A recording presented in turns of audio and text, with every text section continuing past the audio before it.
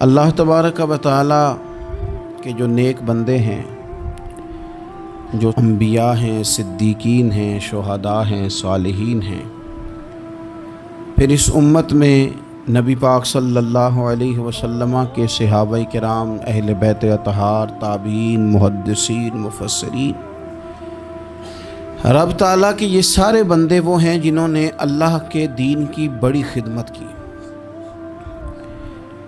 اپنی جتنی صلاحیتیں اللہ نے انہیں دی تھیں وہ ساری دین کے لیے انہوں نے خرچ کی۔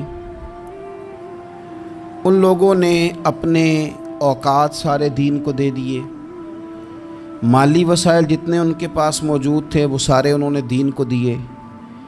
تبلیغ دین، اشاعت دین، ترویج دین، تشریحات دین، کتاب و سنت کے ابلاغ کے لیے جو وہ کر سکتے تھے انہوں نے سر دھڑ کی بازی لگا کے وہ کام کیا۔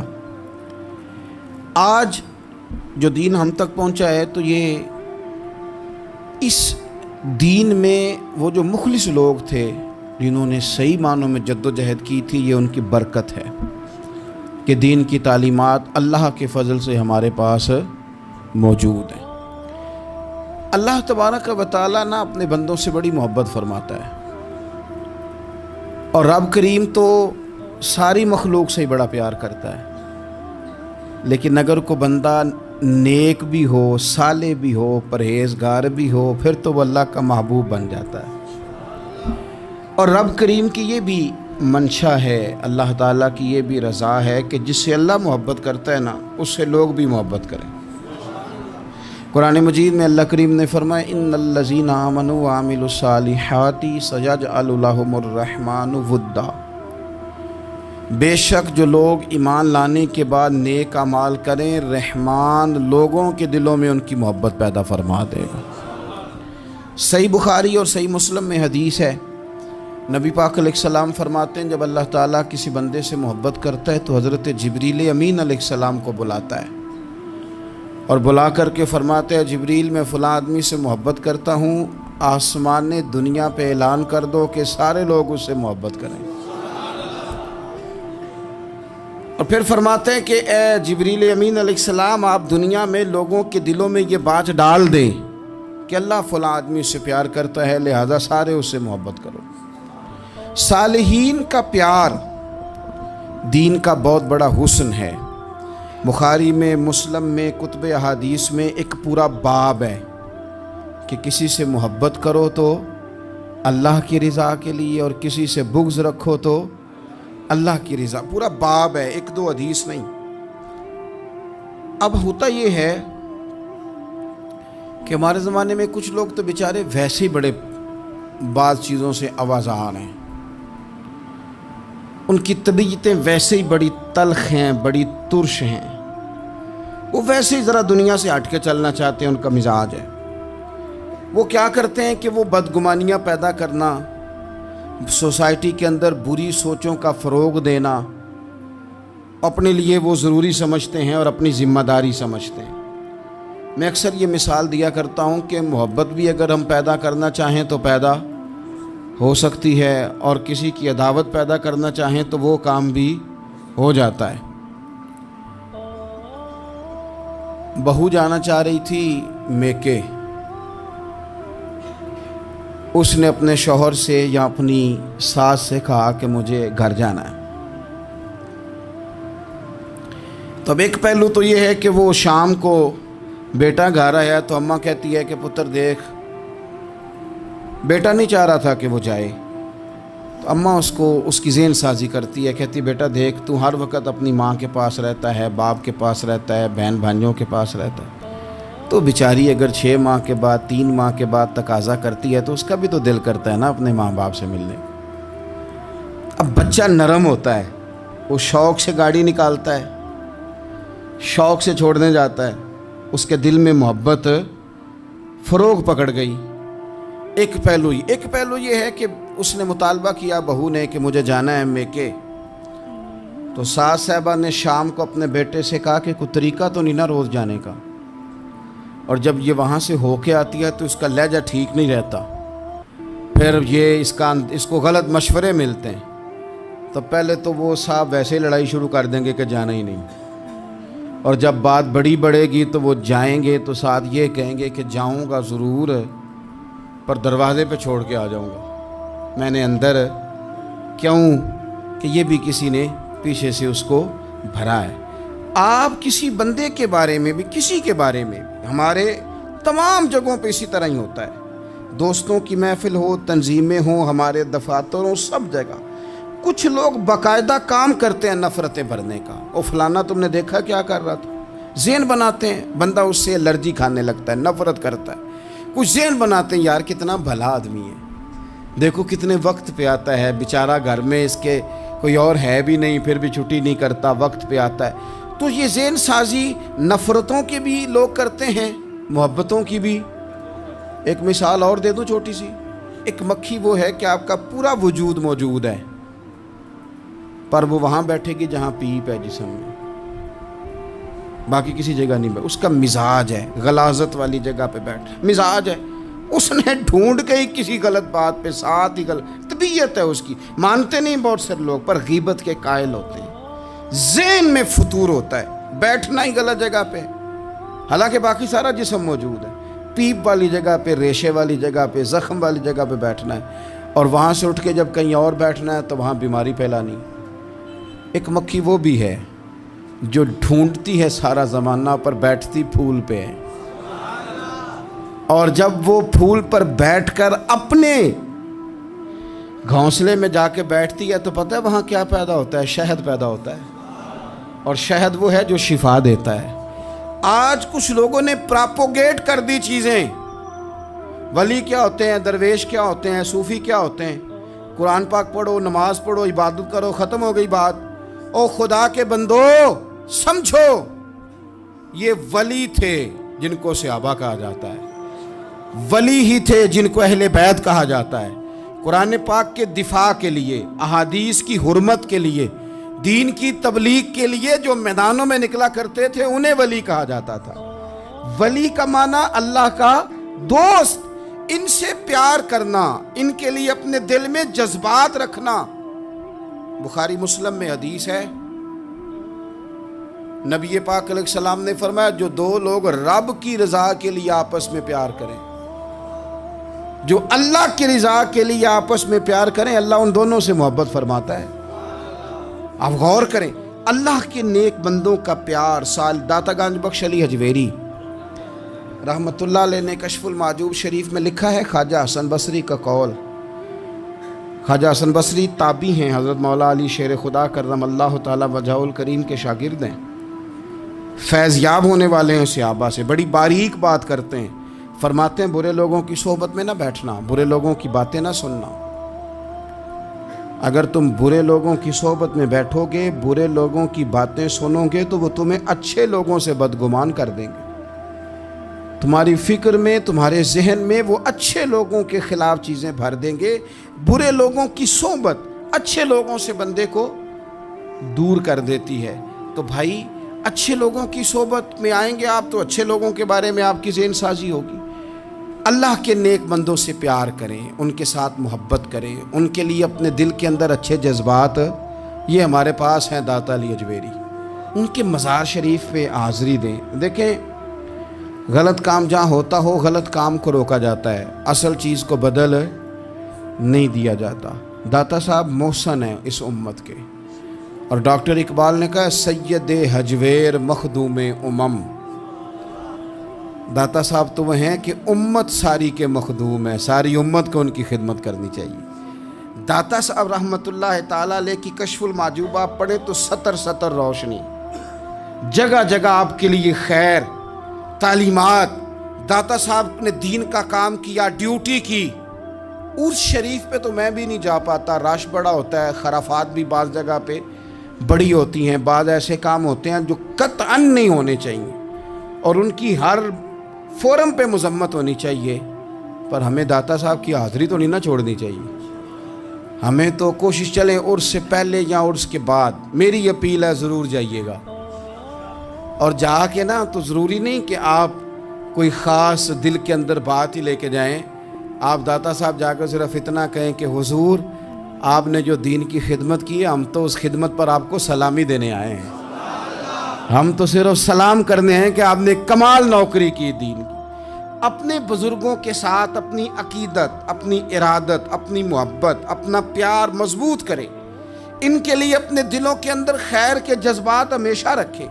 صحابہ کرام کے لیے، اہل بیت اطہار کے لیے، امام بخاری کے لیے، امام مسلم کے لیے، صوفیاء کے لیے، حضرت غوث پاک جیلانی کے لیے، خواجہ معین الدین اجمیری کے لیے، حضرت بہاؤالحق نقش بند بخاری کے لیے، حضرت سیدنا داتا علی اجمیری کے لیے، حضرت پیر سید مہر علی شاہ کے لیے، امام احمد رضا بریلوی کے لیے، علیہم الرحمہ اچھے جذبات ہوں، اچھا ذہن ہو، اچھا گمان ہو، آپ کی طبیعت چاہے کہ آپ ان لوگوں کی تعلیمات پڑھیں۔ جو طرز حیات انہوں نے اختیار کیا، اس طرز حیات پر ہم بھی عمل کریں، ہم بھی اپنی زندگی اسی طرح سنت اور شریعت کے مطابق گزاریں جو ان لوگوں کا نہج اور ان لوگوں کا طریقہ تھا۔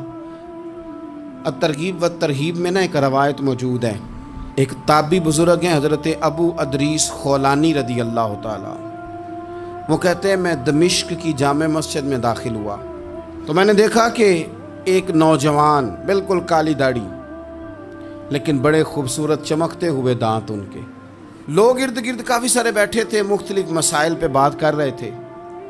جب لوگ الجھ جاتے نا اور کسی مسئلے میں ان سے کام آگے نہ بڑھ پاتا تو وہ پھر اس نوجوان کی طرف رجوع کرتے اور وہ جوان دو چار باتوں میں فوراً مسئلہ حل کر دیتے۔ کہتے میں نے ایک شخص سے پوچھا یہ کون ہے اتنی نورانی شخصیت؟ تو کہتے ہیں مجھ سے کہنے لگے آپ نہیں جانتے، یہ تو صحابی رسول حضرت معاذ ابن جبل رضی اللہ تعالیٰ، یہ تو نبی پاک صلی اللہ علیہ وسلم کے صحابی حضرت معاذ بن جبل ہیں۔ کہتے ہیں میری طبیعت نہ لگ گئی ان کے ساتھ، میرا ان کے ساتھ دل کا لگاؤ ہو گیا، محبت ہو گئی، شوق ہو گیا۔ ہم نے چونکہ اولیاء کو، صوفیاء کو، صحابہ کو، اہل بیت کو اس طرح لوگوں کے سامنے پیش نہیں کیا، اس لیے ہمارے بچوں نے آئیڈیل بنایا ہے نئے دور کے فیشن کو۔ ہماری آنے والی قوم کسی امیر ترین شخص کو آئیڈیل بناتی ہے، پھر وہ سارے غلط ملت رستے اختیار کر کے وہاں تک جانا چاہتی ہے، وہاں جو آدمی کھڑا ہے وہ کسی بھی صورت میں اپنے آپ کو فیمس کر کے دنیا کے سامنے لانا چاہتی ہے، چاہے انہیں کسی طرح کا بھی کوئی روپ دھارنا پڑے۔ یاد رکھ لیں اور سمجھ لیں اس بات کو، اگر ہم ان لوگوں کی سیرت کو، سوانے کو اپنے گھروں تک لے آئیں تو آپ یقین کریں کہ ہماری نسل کے بچنے کا بہت بڑا یہ ذریعہ بن جائے۔ اب جوان ہے یہ بھی، لیکن امت کے مسائل حل کر رہے ہیں۔ حضرت ابو ادریس خولانی کہتے ہیں مجھے ان کی یہ طبیعت دیکھی تو پیار ہو گیا ان سے۔ اس دن تو رش بڑا تھا، میں نے سوچا کہ کل جلدی آؤں گا اور ان سے ملاقات کروں گا۔ کہتے ہیں میں اپنی طرف سے سب سے پہلے مسجد میں پہنچا، لیکن حضرت معاذ ابن جبل تو مجھ سے پہلے مسجد میں موجود تھے اور وہ نفل پڑھ رہے تھے۔ فرماتے ہیں جب وہ فارغ ہوئے تو میں ان کے قریب گیا اور میں نے جا کے کہا حضور مجھے اللہ کی قسم ہو مجھے آپ سے محبت ہو گئی ہے، اللہ کی رضا کے لیے آپ مجھے اچھے لگتے ہیں۔ مشکاہ شریف میں ایک حدیث ہے، حضور نے فرمایا جس سے تم محبت کرو نا اللہ کی رضا کے لیے، اسے بتاؤ بھی کہ مجھے آپ سے محبت ہے، اسے بتاؤ بھی، تاکہ وہ بھی آپ کے لیے اچھے جذبہ۔ محبت جو ہوتی ہے یہ اظہار کی محتاج تو نہیں ہوتی، لیکن محبت میں اظہار ضرور ہوتا ہے، محتاج تو نہیں، لیکن ہر چیز دل میں رکھنے کی نہیں ہوتی، کچھ زبان سے کہنے کی بھی ہوتی ہے، کچھ کہنے کی چیزیں بھی ہوتی ہیں اور وہ کہہ بھی دینی چاہیے، لیکن اتنی ہی کہنی چاہیے جتنی ضرورت ہو، 2 4 5 قدم آگے بڑھ کے نہیں۔ اس میں بھی تکلف آ جاتا ہے، تصنع آ جاتی ہے، بناوٹ آ جاتی ہے۔ فرمایا حضور مجھے اللہ کی قسم مجھے آپ سے پیار ہے۔ تو حضرت معاذ بن جبل مسکرائے اور مسکرا کے فرمانے لگے کیا کہا تم نے؟ کہا حضور اللہ کی قسم آپ سے پیار ہے۔ فرمایا پھر سوچ کے کہیے۔ کہا اللہ کی قسم آپ سے پیار ہے۔ فرماتے انہوں نے نا میرا کپڑا پکڑ کے مجھے کھینچا اور قریب کر کے کہنے لگے سن پھر میں نے نبی پاک سے سنا ہے جو 2 بندے رب کی رضا کے لیے آپس میں محبت کریں اللہ کی محبت ان کے لیے واجب ہو جاتی ہے، پھر اللہ ان سے پیار کرتا ہے۔ اگر وہ اللہ کی رضا کے لیے محبت کریں.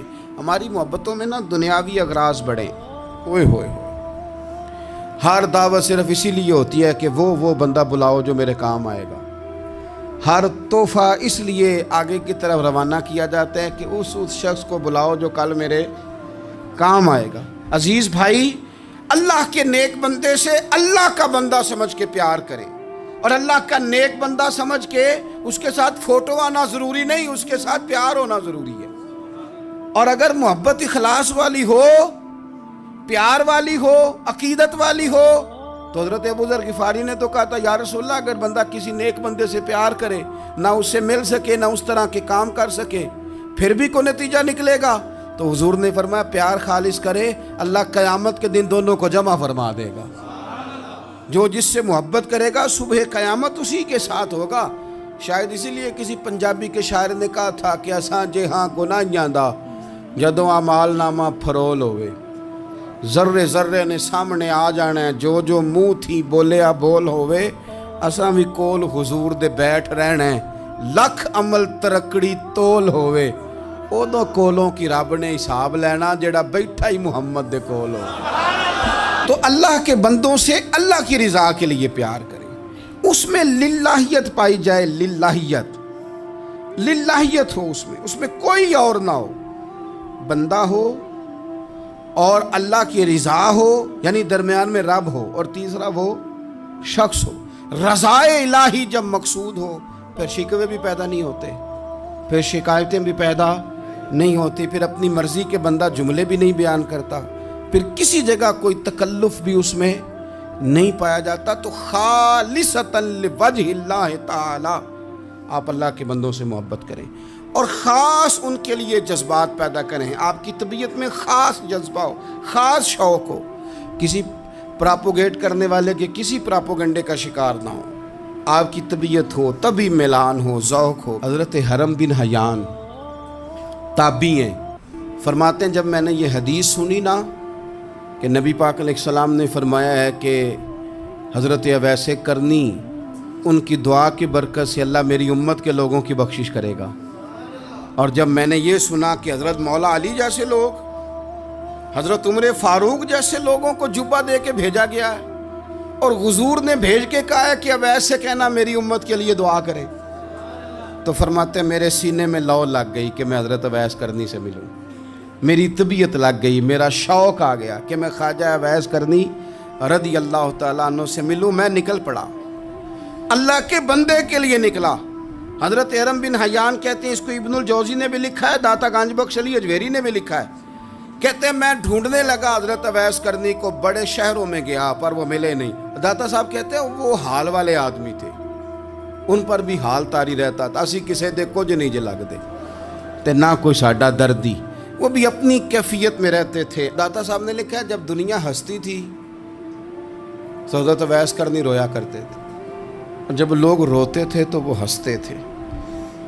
وہ سادہ غذا کھاتے تھے، کسی سے کوئی لین دین نہیں، اپنے طرز کلام، اپنی زندگی.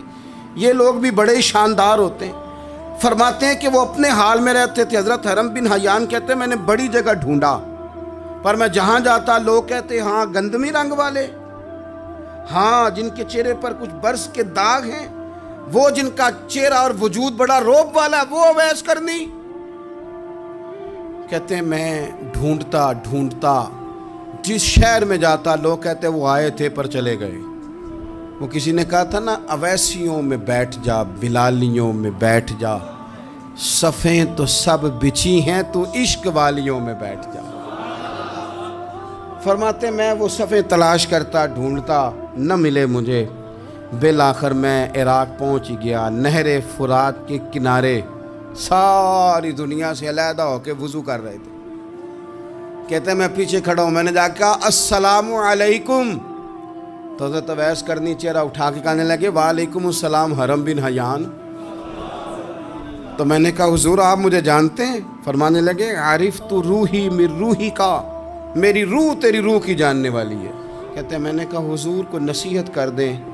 تو فرمانے لگے پہلی نصیحت تو یہ ہے کہ آج کے بعد مجھے ملنے نہ آنا، میں نہیں پسند کرتا، میں تنہا رہنا چاہتا ہوں، مجھے نہیں شہرت اچھی لگتی. میرا نہیں دل کرتا لوگ میرے پیچھے بھاگیں. آج آیا ہے, آج کے بعد نہ آنا, بس چھوڑ دے مجھے میرے حال پہ. میں اپنی زندگی اپنے حساب کے مطابق گزارنا چاہتا ہوں, تو آج کے بعد نہ آنا. اور پھر فرمانے لگے اگلی نصیحت یہ ہے کہ جو رب نے تجھے دے دیا ہے نا اس پہ راضی ہو جا. اگر اس پہ راضی نہیں ہوگا تو تکلیف میں رہے گا. فرماتے ہیں میں نے پھر کہا میرے لیے دعا کر دے, تو انہوں نے ہاتھ اٹھائے, کہنے لگے یا اللہ میری اور اس کی جنت میں ملاقات کرا دینا. تو نے چہرے پہ ہاتھ پھیرے اور فرمانے لگے اب تو جا, میں کوشش کروں گا تجھے دعاؤں میں یاد رکھوں, تو بھی کوشش کرنا مجھے دعا میں یاد رکھنا. فرماتے ہیں یہ کہتے کہتے نا وہ رستہ بدل گئے, اور گلی کا کونا وہ جب مڑے تو پھر میں ڈھونڈتا رہا, دوبارہ زندگی بھر ملے نہیں. لیکن میرا پیار سچا تھا, وہ مجھے ویسے تو نہیں ملے پر خواب میں کئی دفعہ مل جاتے ہیں. اور خواب میری وچ بھی آیا ماہی, تے میں پھر وہ گل وچ پا لئیاں باواں, تے ڈر دی ماری اکھ بھی نہ کھولا کتے پھر بچھڑ نہ جاواں. فرماتے مجھے محبت ہو گئی, خواب میں زیارت ہو جاتی. اچھے لوگوں سے پیار کریں, اچھے لوگوں کی طرز اختیار کریں, ذہن کو جتنا مثبت کر سکتے ہیں, جتنا منفی خیالات سے دور کر سکتے ہیں اتنا کریں. اپنی اصلاح اسی وقت ہوگی جب آپ کسی اصلاح والے کے قریب بیٹھیں گے, اچھے لوگوں کی سنگت اختیار کریں گے, اچھے لوگوں کی طرف آپ سفر کریں گے, پھر آپ محسوس کریں گے کہ بڑی ساری آسانیاں اللہ تعالیٰ نے ہمارے لیے پیدا کی ہیں. رب تعالیٰ ہمیں سمجھنے کی توفیق عطا فرمائے.